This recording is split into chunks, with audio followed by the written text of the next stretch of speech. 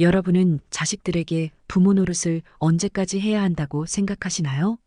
자식들이 다 크면 이제 그만해도 된다고 생각하시겠지만 많은 분들이 부모 노릇을 눈 감을 때까지 하시는 것 같습니다. 자식과 거리를 두어라, 자식에게 다 주지 마라. 이제는 이런 말들이 다이어트 상식처럼 다들 알고 있지만 막상 내 자식에게는 안 되는 부분들이 많습니다. 처음에 자식들을 키울 때는 아이를 볼 때면 가슴이 설레이기도 하고 모든 것이 기쁨이었습니다. 그래서 자식에게 올인하고자 했던 마음이 드셨을 수 있습니다. 자식들이 다 커서 또 다른 자식을 낳아도 아직 물가에 내놓은 아이 같은 마음이 들기도 할 것입니다. 그래서 마지막 눈 감기 전 혹은 눈 감으면 얼마 안 남은 시점까지 재산을 자식에게 물려주며 마지막까지 자녀들을 생각하는 것이 부모 마음입니다. 이렇게 부모는 눈 감을 때까지 자식들에게 주지만 자식들의 마음은 부모와 같지 않습니다. 나이 들면 자식 자랑, 손자 자랑하는 낙으로 산다라는 말을 자주 접합니다. 자식 키우고 가족을 건사하느라 자기 삶을 가꿀 시간 없이 살아왔는데 어느 날 남은 건 자식뿐임을 알게 된 걸까요? 정말 안타까운 일입니다. 자식 자랑, 손주 자랑은 공짜로 하지 말라고 합니다.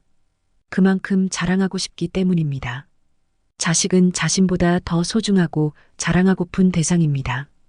이런 자식과 손주 자랑은 기꺼이 주머니를 털어서라도 하고 싶은 것이 우리 인간입니다. 다음은 어느 시골에 사는 한 노부부의 사연을 들려드리겠습니다. 저녁상을 물리고 나서 할머니가 물었어요. 그래, 낮엔 어딜 갔다 온 거요? 가긴 어딜 가. 그냥 바람이나 쐬고 왔지. 할아버지는 퉁명스럽게 대답했어요. 그래, 내일은 뭘 할 거요? 하긴 뭘 해. 고추모나 심어야지. 내일이 무슨 날인지는 아시오? 날은 무슨 날? 맨날 그날이 그날이지. 어버이날이라고 옆집 창식이 창길이는 벌써 왔습니다. 할아버지는 아무 말 없이 담배를 입에 물고 불을 당겼죠. 다른 집 자식들은 철 들고 때 되면 다들 찾아오는데 우리 집 자식들은 뭐가 그리 바쁜지. 에휴. 할머니는 긴 한숨을 몰아쉬며 푸념을 하셨습니다. 오지도 않는 자식 놈들 얘긴 왜 해? 왜 하긴요 하도 서운해서 그러지요. 서운하긴 당신도 마찬가지 아니에요? 어험. 할아버지는 할 말이 없으니 헛기침만 하셨어요. 세상 일을 모두 우리 자식들만 하는지 아무리 바빠도 그렇지. 자식 잘못 키운 내 죄지 내 죄야. 할머니는 밥상을 치우시며 푸념 아닌 푸념을 하였습니다. 어험. 안 오는 자식 기다리면 뭐해? 그냥 이렇게 살다가 죽으면 그만이지. 할아버지는 할머니의 푸념이 듣기 싫었는지 휑하니 밖으로 나가셨어요. 다음 날 어버이날이 밝았습니다. 조용하던 마을이 아침부터 이 집 저 집 승용차가 들락거렸어요. 아니 이 양반이 아침 밥도 안 드시고 어딜 가셨나? 고추모를 신겠다더니 비닐하우스에 고추모도 안 뽑고. 할머니는 이곳저곳 할아버지를 찾아봐도 간 곳이 없었죠. 혹시 광에서 뭘 하고 계시나? 광문을 열고 들어갔어요. 거기엔 바리바리 싸놓은 낯설은 보따리가 2개가 있었어요. 보따리를 풀어보니 참기름 1병, 고춧가루 1봉지, 또 엄나무 껍질이 가득 담겨 있었어요. 큰아들이 늘 관절염, 신경통에 고생하는 걸 알고 준비해 두었던 것이었죠. 또 다른 보따리를 풀자 거기에도 참기름 1병과 고춧가루 1봉지, 민들레 뿌리가 가득 담겨 있었죠. 작은 아들이 늘 간이 안 좋아 고생하는 걸 알고 미리 준비해 두셨나 봐요. 할머니는 그걸 보시고 눈시울이 붉어졌어요. 언제 이렇게 준비해 두셨는지. 엄나무 껍질을 구하려면 높은 산을 가야 하는데 언제 산을 다녀왔는지. 요즘엔 민들레도 구하기 힘들어 며칠을 캐야 저만치 되는데 어제는 하루 종일 안 보이시더니 읍내에 나가 참기름을 짜오셨던 거였죠. 자식놈들이 이 마음을 알려는지 할머니는 천천히 발을 옮겼어요. 동네 어기 장승배기에 할아버지가 홀로 앉아 있었습니다. 구부러진 허리에 초췌한 모습으로 저 멀리 동네 입구만 바라보고 계셨어요. 할머니는 할아버지의 마음을 잘 알기에 시치미를 뚝 떼고 말했어요. 아니, 여기서 뭘 하시오? 고추모는 안 뽑고? 청성 떨지 말고 어서 갑시다. 작년에도 안 오던 자식놈들이 금년이라고 오겠어. 할머니가 손을 잡고 이끌자 그제서야 할아버지는 모시기는 척 일어났지요. 오늘 날씨가 왜 이리 좋은기요? 어서 가서 아침 먹고 고추모나 심읍시다. 할아버지는 아무 말 없이 따라오면서도 자꾸 동네 어기만 쳐다보셨지요. 없는 자식 복이 어디서 갑자기 생긴다오? 그냥 없는 듯 있고 삽시다. 아하함. 헛기침을 하며 따라오는 할아버지가 애처로워 보였습니다. 집에 돌아와 아들 오면 잡아주려고 애지중지 길러왔던 씨암탉을 보고 오늘은 어버이날이니 우리 둘이 씨암탉이나 잡아먹읍시다. 까짓 거 아끼면 무얼 하겠소서. 자식 복도 없는데.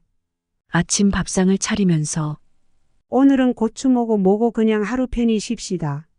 괜히 마음도 안 좋은데 억지로 일하다 병나면 큰일 아니오? 다른 집들은 아들 딸들이 와서 좋은 음식점에 외식이다 뭐다 하는데 우린 씨암탉 잡아 술이나 한잔 합시다. 그때였어요. 아침상을 마주하고 한술 뜨려 하는데 아부이, 어머이 하면서 제 너머 막내딸과 사위가 들이 닥쳤지요. 어렸을 때 소아마비를 알아 다리를 심하게 저는 딸이라 늘 구박만 주었던 딸인데 사위랑 함께 땀을 뻘뻘 흘리며 헐레벌떡 들어왔어요. 깜짝 놀라며 아니 제 몸 하나 잘 가누지 못하는 내가 어떻게 왔니? 어머이, 아부이 오늘 어버이날이라 왔어? 아부이 좋아하는 쑥 버무리떡 해가지고 왔어.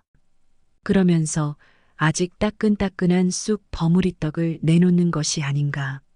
아니 이 아침에 어떻게 이 떡을 만들었니? 저희하고 나하고 오늘 새벽부터 만들었어. 맛이 있을런지 몰라 히. 이복의 박서방 어떻게 된 건가? 네, 장모님, 저 사람이 어제부터 난리를 쳤어요. 장인 어른께서 쑥 버무리떡 좋아하신다고 쑥 뜯으러 가자고 난리를 치고 또 밤새 울거내고 새벽부터 만들었어요. 그랬구나. 그런데 왜 이렇게 땀을 흘리고 왔어? 천천히 오지. 저 사람이 쑥 버무리떡은 따끈할 때 먹어야 맛있다고 식기 전에 아버님께 드려야 한다고 뛰다시피 해서 가지고 왔어요. 에이고 몸도 성취하는 자식인데. 소아마비로 인해 딸이 몸이 성치 않아 몇 년 전 한쪽 다리가 불구인 사위를 얻어 시집을 보냈던 딸이었죠. 언제나 할머니 마음 한구석의 아픔으로 자리했던 딸이었기에 그저 두 내외에 잘 살기만을 바라는 마음이었죠. 어느 사이 할머니의 눈가엔 눈물이 배어 나왔어요. 참, 아부이, 어무이, 이거? 카네이션 두 송이를 꺼내어 내미는 거였죠. 저희가 어제 장터에 가서 사왔어. 이쁘지 히. 내가 달아드릴게. 하면서 카네이션을 가슴에 달아주었죠. 아부이, 어무이 오래오래 살아야 돼. 알았지? 그래 알았다. 오래오래 살으마. 너희들도 행복하게 잘 살아라. 박서방 정말 고맙네. 아니에요. 장모님 두 분 정말 오래오래 건강하게 사세요. 그려 정말 고맙네. 아부이, 어무이 어서 이 쑥떡 먹어봐. 맛이 어떨런지 몰라? 그래 알았다. 할머니, 할아버지는 쑥 버무리떡을 입에 넣으며 목젖이 울컥하는 것을 느꼈죠. 눈가엔 눈시울이 붉어졌지만 애써 참으며 그래 참 맛있구나. 이렇게 맛있는 쑥떡은 처음 먹어보는구나. 당신도 그렇지요. 그럼. 아버님은 목이 메어 더 이상 말을 하지 못하셨죠. 참술. 사위가 잊었다는 듯 보따리에서 술병을 꺼냈어요.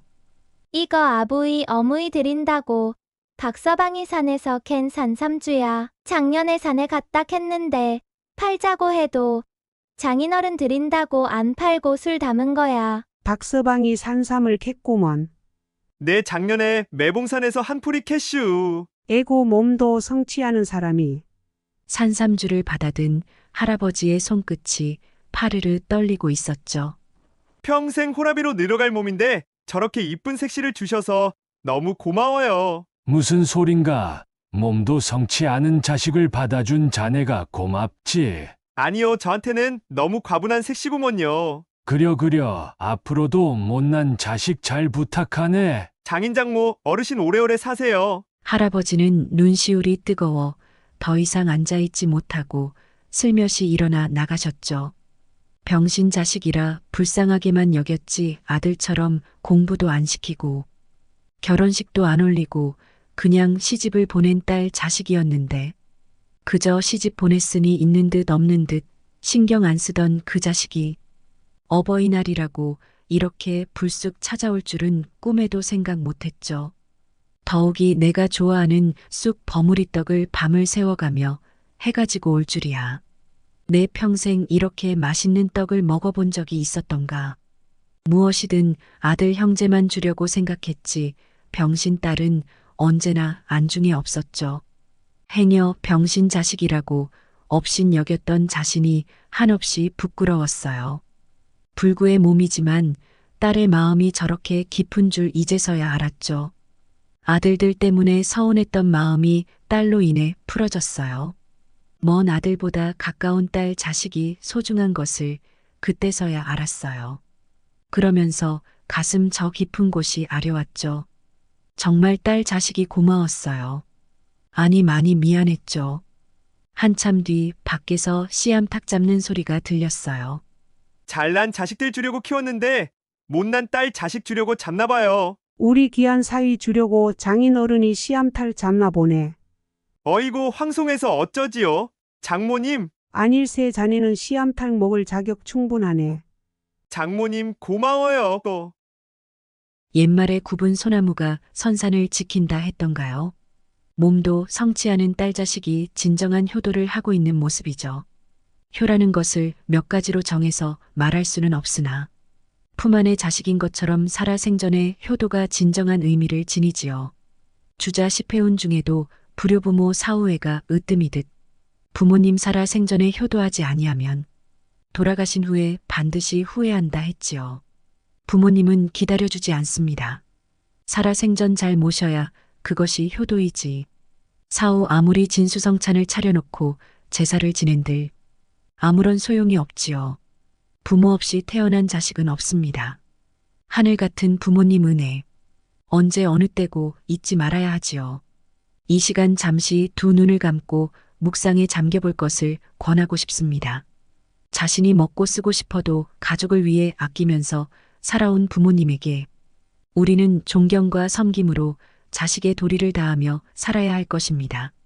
그것이 진정 평생 갚아도 못다할 부모님의 사랑과 은혜에 대한 보답이며 부모가 늙어 자식으로 인해 쉬게 된다는 의미에서 자식의 십자를 쉴 십자로 표기하게 된 본래의 의미를 되찾게 되고 미래의 자신도 자기 자식들로부터 효행을 받게 되는 아름다운 메아리가 될 것입니다.